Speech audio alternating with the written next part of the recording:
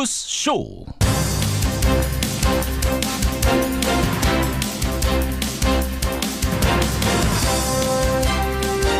애청자 여러분 안녕하십니까? 오늘은 1년 중 눈이 가장 많이 온다는 대설입니다. 분명 한겨울입니다. 평창 동계올림픽도요 이제 2달 앞으로 다가왔죠. 그런데 어제 IOC가 러시아의 출전을 금지하면서 분위기가 상당히 경색됐습니다. 그나마 다행인 건 푸틴 러시아 대통령이 선수가 개인 자격으로 출전하는 걸 막진 않겠다 이렇게 밝혔군요. 안현수 선수는 개인 자격으로라도 나오겠다고 하는데 피겨 여왕 메드베데바는 안 나오겠답니다. 북미 아이스하키 팀은 일찌감치 불참 소식을 전해왔었죠. 평창올림픽 자칫 썰렁해질까 걱정스럽습니다. 더 이상 남일 보듯 할 상황이 아니죠. 온 국민의 성원과 지지가 절실해 보입니다. 그런가 하면 썰렁한 새벽 추위를 느낀 사람도 한 명 있습니다. 바로 오늘 새벽 귀가한 자유한국당 최경환 의원. 죄가 있으면 대구역 앞에서 할복하겠다 이렇게 좀 무서운 말을 했었는데 지금 검찰은요 증언과 물증을 확보하고 혐의 입증에 상당히 자신하고 있다 이런 소식이 들려옵니다. 최경환 의원의 귀가길이 상당히 서늘했을 것 같습니다. 아무튼 대설날 아침 김현정의 뉴스쇼 출발합니다.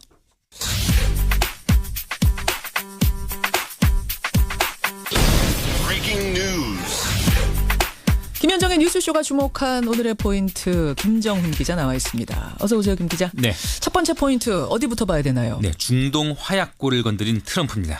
그 트럼프 미국 대통령이 예루살렘은 이스라엘의 수도다 이렇게 발언을 했는데 파문이 상당합니다. 네, 예루살렘이 서로 자신의 수도라고 주장하는 이스라엘 그리고 팔레스타인의 불안정한 공존 상황 속에서 분명히 이스라엘 편을 들어줬기 때문입니다. 그렇죠. 트럼프 대통령은 백악관 성명에서요. 예루살렘을 이스라엘 수도로 공식 인정할 때라고 밝히면서 후속 조치로 주 이스라엘 대사관을 텔아비브에서 예루살렘으로 이전하라고 지시를 했습니다. 그러니까 지금까지는 사실은 그 부분은 누구도 건드리지 못했던 거잖아요. 말하지 그렇습니다. 않고 그냥 그런 채 지내왔던 건데 이걸 확실히 하겠다 이거예요? 그렇습니다. 난리가 났죠. 그러니까 이스라엘이야 물론 이보다 더 아름다운 선물은 없다 이렇게 반색을 했는데 팔레스타인 무장단체 하마스는요. 지옥문을 연 결정했다 이렇게 위협하기까지 했어요. 지옥문을 열었다? 네. 또 중동 아랍권 국가들 그리고 유엔과 유럽연합도 잇따라 우려를 표명하고 있네요. 사실은 이슬람 중에서도 이제 미국 편을 들었던 이런 지지하던 국가들조차도 도대체 트럼프 대통령이 왜 이런 발언을 했는지 이해할 수가 없다 이런 얘기들 하던데 왜 그랬을까요? 트럼프 대통령 사위가 유대인입니다. 또 장녀 아방카도 유대교로 개종할 만큼 트럼프 자신이 친이스라엘 정서를 갖고 있긴 한데 그런데 러시아 정부의 내통 의혹에 대한 특별수사 등 아마 내부 수사 상황에 몰린 트럼프 대통령이 지지세 결집으로 이걸 좀 만회해버리고 하는 거 아니냐 이런 시각이 좀 있거든요. 그러니까 미국 내 유대인들뿐만 아니라 보수적인 기독교 복음주의 세력들을 확실히 내 편으로 묶겠다 이런 전략 아니냐 이런 해석이죠. 내부 단속용이다. 네. 자기 지지율용이다. 근데 지금 중동의 화약고가 터지면은 지금 한반도 긴장 상황하고도 무관하지 않은 거 아닙니까? 그렇죠. 그렇죠. 참 말폭탄이 또 터졌네요. 트럼프의 말폭탄. 걱정입니다. 다음 포인트 가죠. 네, MBC 뒤늦은 정상화의 수순입니다. MBC 새 사장 오늘 성출이 됩니까? 그렇습니다. MBC 대주주인 방송문화진흥회가 오늘 최종 면접을 통해서 새 사장을 뽑습니다. 이우호 전 MBC 논설실장, 이명식 전 논설위원 그리고 최승호 뉴스타파 PD가 후보인데요. 세 사람 모두 즉시 해고자를 복직시키겠다고 말할 정도로 공영방송 정상화의 의지가 확고합니다. 그렇게 되면은 이용마 기자 등 2012년 MBC 파업 당시 회사를 떠났던 해고자 6명이 있는데 이들 모두가 5년 만에 제자리로 돌아오게 되네요. MBC는 이제 새 사장이 오늘 뽑히는데 KBS는 도대체 어떻게 되고 있는 건가? 언론노조 위원장하고 언론노조 KBS 본부장이 단식 농성에 어제부터 들어갔다면서요. 네, 감사에서 비위가 드러난 KBS 이사들이 있거든요. 이들을 해임시켜달라는 요구를 하면서 어제부터 단식에 들어갔네요. 단식에 들어갔지만 KBS 상황은 좀 캄캄해 보입니다. 마지막 포인트는 뭔가요? 네, 오늘 더불어민주당, 자유한국당, 국민의당 3당 원내대표가 만나는데요. 12일 임기를 끝내는 한국당 정우택 원내대표 환송 차원이긴 한데 예산안 처리를 두고 빚은 충돌 사태 있지 않았습니까? 그렇죠. 그 쌓인 앙금을 풀 수 있을지 한번 지켜봐야 되겠고요. 또 민생 개혁 법안 또 개헌과 선거구제 관련 논의 전망이 어떻게 될지 그 가늠을 해볼 수도 있는 자리 아닐까 싶습니다. 여기까지 오늘의 포인트. 김정은 기자 수고하셨습니다. 네. 진통 끝에 어제 새벽 끝난 예산 전쟁. 2018년도 예산안에 대한 수정안은 가결되었음을 선포합니다. 자유한국당은 국민의당이 위장 야당으로 여당에 협력하고 있다고 맞받아쳤습니다. 위장 야당으로 여당 행세를 할 바에는 차라리 합당을 하고 당당히 나서는 것이. 예, 야당인 척하면서 뒷거래로 지역 예산을 챙기고 막판에 여당 편이 돼서 예산안을 통과시켰다. 국민의당은 위장 야당이다. 구태 중에 구태다. 자유한국당이 국민의당을 향해서 쏟아낸 비판들입니다. 국민의당이 더불어민주당과 합의해서 내년 예산안을 처리하자 그 후폭풍이 일파만파 불고 있는데요. 자유한국당은 이번 합의를 밀실 합의다. 밀실 야합이라고까지 규정을 하고 있습니다. 국민의당의 답변을 좀 들어봐야겠죠? 이번 예산안 협의 과정에서 실무 총괄을 맡았던 분입니다. 국민의당 이용호 정책위 의장 연결해보죠. 이용호 의원님 안녕하세요. 네, 안녕하세요. 정말로 민주당하고 밀실 야합을 하신 겁니까? 협상 과정을 거의 국민들도 보셨을 건데요. 저희는 그게 밀실 야합이라고 생각하지 않습니다. 협상에 있어서는 언제든지 협상의 상대가 필요한 것을 주고 할 수 있다고 생각하는 것이고요. 그런 협상의 테이블에서 조금 소외됐다고 해서 그 부분에 대해서 지나치게 비난하는 것은 뭐 적절치 않다고 보고 그렇지만 한국당의 입장을 이해할 수도 있습니다. 이제 협상에서 좀 얻어낸 게 적다. 소외된 그런 마음을 대내용으로 이렇게 세게 얘기하는 것이 아닌가 합니다. 소외돼서 좀 서운하고 좀 억울한 마음에 지금 그러시는 게 아닌가 이해는 된다. 네, 그렇습니다. 근데 자유한국당이 지금 밀실 야합이라고 주장하는 핵심적인 근거는 뭐냐면요. 민주당의 박홍근 원내수석 부대표하고 국민의당의 권은희 원내수석 부대표가 서로 카톡을 주고받았는데 그걸 들여다보니 국민의당이 원하는 그 선거구제하고 이번 예산안 처리를 마치 거래하듯이 했더라. 딜하듯이 했더라. 이런 내용이 고스란히 적혀 있었다. 이게 밀실 야합이 아니면 뭐겠느냐. 지금 이렇게 얘기하는 건데요. 그런데 예를 들면 뭐 선거구제나 개헌이나 이런 것들이 뭐 저희 국민의당만의 문제겠습니까? 사실은 모든 정당의 관심 사항이고요. 저희 당내 요구가 이런 예산 협상을 지렛대로 해서 이런 것을 받아내라라는 요구가 있었고 사실은 김동철 대표하고 우원식 그 민주당 대표가 조찬 회동을 했었거든요. 했었죠 그날. 예. 이것이 한국당으로 봐서는 이제 두 당이 합쳐서 뭔가 끝내는구나 라고 하는 그런 의심, 그러면서 한국당의 어떤 협상의 전투지가 많이 무력화돼 버린, 그러면서 그냥 이 합의가 이루어진 것이 아닌가 이렇게 생각을 합니다. 아니 자유한국당은 왜 소외됐어요 거기는? 아니 처음부터 자유한국당은 언제든지 국민의당이 민주당으로 갈 거다, 투항할 거다 이런 식의 얘기를 처음부터 했었던 것 같아요. 농반 진반으로. 국민의당 쪽에다가 농반 진반으로? 시간의 문제 아니냐. 그런데 협상을 새 주체가 할 때는 언제든지 두 당이 더 가까워질 수 있는 것이거든요. 네, 그렇죠. 저희로 봐서도 마찬가지로 민주당과 그러면 한국당이 언제든지 합의해버리면 어떻게 될까. 이런 생각도 할 수 있는 거거든요. 그런 상황에서 어떻게 국민의당으로 봐서는 성과물을 극대화할 수 있느냐 이런 사실은 생각을 할 수 있는 거고요. 그런데 있어서 한국당이 어쩌면 협상 기술이 좀 부족했다 이렇게 볼 수도 있는 겁니다. 그러니까 한국당의 능력 부족인 거지 협상의 기술 부족인 거지 다른 사람 탓할 게 아니다 이 말씀이시네. 뭐 짧게 정리하자면. 저희는 좀 더 한국당이 적극적으로 나섰다면 개헌 문제, 선거구제 문제는 왜 거기서 제기를 못했겠어요. 다른 문제도 자기들이 원하는 법안도 있을 수 있는 것이고 얼마든지 할 수 있다. 이게 개인적인 사리사욕을 취한 것이 아니기 때문에 그건 비판받을 일이 아니라고 봅니다. 근데 다른 게 아니라 이거는 예산 문제 아니냐. 예산을 가지고 협상이라는 게 있을 수 있느냐. 이런 질문에 대해서 뭐라고 생각하세요? 예산은 예산대로 하지만 몇 년 전에도 이거 법안 문제, 왜냐하면 예산 끝나고 나면 바로 법안 문제로 넘어가거든요. 그렇죠. 그리고 뭐 지난해 탄핵이 있었지만 지금 제왕제 대통령제라고 하는 것이 문제가 많기 때문에 이걸 바꿔야 되는데 막상 집권하고 나서 좀 태도가 바뀐 거 아니냐. 그래서 이걸 끌어나기 위해서 저희 당으로 봐서는 뭐 얼마든지 할 수 있다고 봅니다. 자, 그렇다면 두 번째 질문. 세 개 당의 원내대표가 했던 그 합의, 같이 사인하고 사진 찍었던 그 합의를 정우택 원내대표는 지금 잠정 합의라고 말합니다. 언제든지 뒤집을 수 있는 잠정 합의를 한 건데 이걸 마치 두 당의 원내대표가 언론에다 대고선 확정적인 합의인 것처럼 언론 플레이를 했다는 거예요. 그래서 정우택 원내대표는 아이고 내가 순진했다 이런 말씀까지 하세요.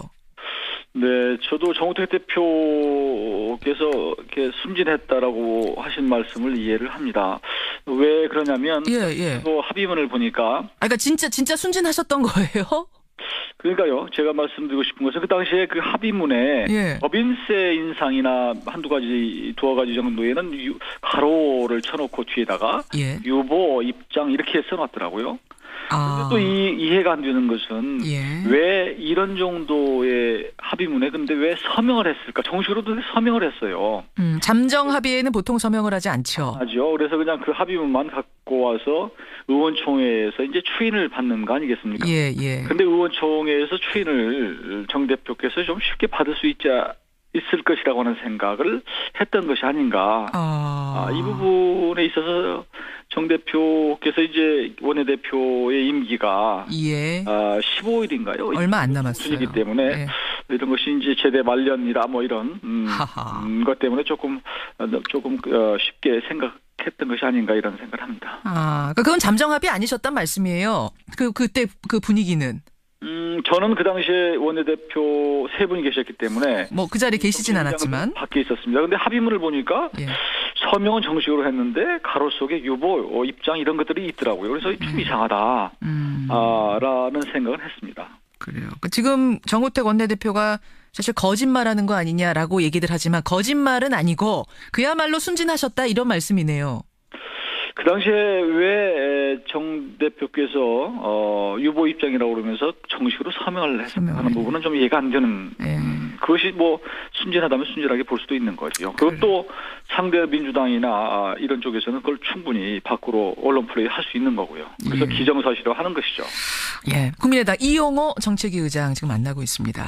아무튼 이번 예산안 통과 과정에서 가장 존재감도 확인하고 실리도 챙긴 수혜당, 최대 수혜당은 국민의당이다 이런 평가가 나옵니다. 아마 그 부분에 있어서는 협상 실무 총괄로서 뿌듯하실 것 같아요. 근데 이 의원님, 이제 합의 다 통과되고 나서 처리가 되고 나서 이용호 의원께서 SNS에 쓴 글이 지금 논란이 되고 있는 건 아시죠? 그 페이스북에다 이렇게 쓰셨더라고요. 만약에 우리 지역구 예산 합의가 잘 안 되면 기재부의 예산국장에게 예산안 합의를 통째로 깨버리겠다고 협박했다. 결국 그렇게 해서 이용호 의원 지역구 예산을 챙겼다 이제 이 말씀을 하신 건데 이거 자랑하려고 쓰신 거예요? 자랑이라고 이렇게 하는 것은 적절한 용어가 아니라 좀 이렇게 지역구 의원들은 뭐 어떻게든지 지역 예산 확보를 정말 치열하게 한다. 그런 모습을 좀 지역 구민들한테 보이고 싶은 그런 의욕이 있습니다. 욕구가 있는 것인데요. 그런 것을 좀 과장되게 조금 표현한 것이 이런 저한테 화가 되는 것이 아닌가 생각합니다. 그러니까 물론 뭐 지역 국회의원들이 지역민들의 이익 대변하는 거 중요하죠. 중요하고 뭐 이해합니다. 근데 한정된 예산 내에서 힘 있는 의원들 지역구 예산만 늘어나는 걸 국민들이 곱게 보지 않고 있다는 거 이거는 아시잖아요. 그렇죠. 그 부분이 이제 제가 이제 비난 받는 부분인 것 같은데요. 당직을 갖고 있는 협상에 임한 사람이 어떻게 그럴 수 있느냐 하는 건데 사실상 협상이 끝난 상황이었어요. 그러니까 3당의 합의가 완전히 끝난 상태였고 마지막에 이제 조금 증액 하는 그런 과정이었는데 마지막에 조금 증액하는 과정에서 원래 쪽지 민원은 그때 들어가는 거잖아요, 원래가. 이제 그런데 의외로 뭐 저희 그 지역에는 예산 배정이 거의 없이 그런 거에 대한 섭섭함이 좀 있었기도 했고요. 어차피 그런 것은 뭐 서로 주어진 한정된 마지막 예산 조금 남은 거 가지고 서로 이 분배하는 과정이기 때문에 저로서도 뭐 절박함이 있었던 것은 사실입니다. 그렇다고 해서 예산안 합의를 통째로 깨버리겠다고 내가 기재부를 협박했다. 이거는 마치 그냥 듣기에는 이 문장을 듣기에는 국회의원이 권력 가지고 죄송한 말씀입니다만 갑질하는 느낌 같은 걸 국민들은 받으셨다고 해요. 네, 제가 어떻게 그 예산 협상을 깨버릴 능력이 있겠습니까? 그 정도 능력이 있으면 제가 굳이 이런 표현 안 해도 알아서 정보가 줍니다. 그 왜 이런 표현 왜 쓰셨어요, 그럼? 좀 조금 전에 말씀드렸지만 좀 그 의혹이 지나쳤던 것이 아닌가 과장된 표현이었던 것 같습니다. 그리고 오늘 이제 방송 나오셨으니까 이 논란 이후에 직접 국민들께 한번 뭐 사과를 할까요? 아니면 양해의 말씀이랄까요? 한 말씀 하시겠어요? 정말로 제가 의도했던 것은 제가 뭐 어떤 그 당직을 가지고 협상에 임했던 사람으로서 그러려고 했던 것도 아니고 그럴 상황도 아니었는데 그렇게 국민들에게 비춰질 수 있다라고 생각하고요. 그런 오해와 혹은 제가 잘못 비춰진 데 대해서는 정말 죄송하게 생각을 합니다. 사실은 이용호 의원뿐 아니라 지금 여야를 막론하고 지도부 의원들 또 힘 있는 다선 의원들 지역구만 예산이 두둑히 챙겨갔더라. 예산이 늘어났더라. 이게 드러나면서 워낙 여론의 비판이 따갑다는 거를 의원들이 좀 아셨으면 좋겠어요, 이번에. 네, 하여튼 제가 욕을 많이 먹고 다른 더 힘 있는 의원들이 좀 알았으면 좋겠고요. 그런 계기가 되리라고 생각하고요. 예. 사실 제가 그렇게 큰 소리를 쳤지만 제 지역구는 뭐 별다리 가져간 게 별로 없습니다. 그거 왜 큰 소리 치셨어요? 그러면 별로 가져가신 게 없는데 괜히 욕만 먹으셨어요. 그런 것 같습니다. 네. 아이고, 알겠습니다. 여기까지 오늘 말씀 듣죠. 고맙습니다. 네, 감사합니다. 예, 이용호 국민의당 정책위 의장이었습니다.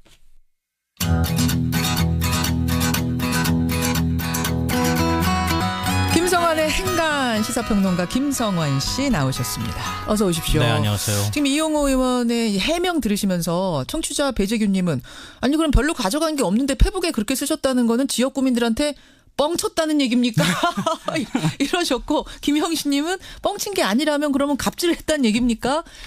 그러니까 이게 사실은 이용호 의원이 오늘 나오셨기 때문에 네. 대표로 뭐 욕을 좀 드셨습니다만 네. 사실은 여야할 것 없이 지도부 의원들이 자기 지역구 것들 예산들 다 챙겨간 게 지금 다 보여요. 나오고 나서 보니까. 그래서 자유한국당 의원들이 반발하고 있는 게 지도부만 챙기고 왜 우리는 안 챙겨줬나는 그런 얘기가 아니냐 이런 해석도 사실은 나옵니다. 그건 또 무슨 말입니까? 우리도 챙겨줬어야지.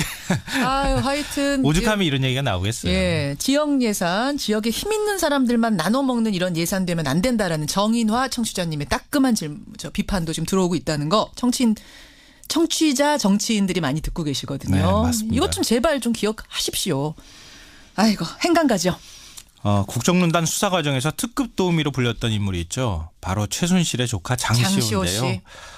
지난 6월 구속기한 만료로 풀려나서 재판을 받고 있었는데 네. 어제 징역 2년 6월에 실형을 선고받고 다시 구속되는 처지가 됐습니다.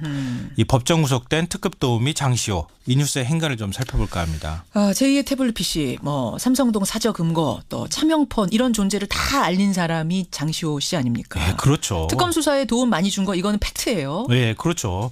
검찰도 이 사실을 인정을 하고 있는 것이고요.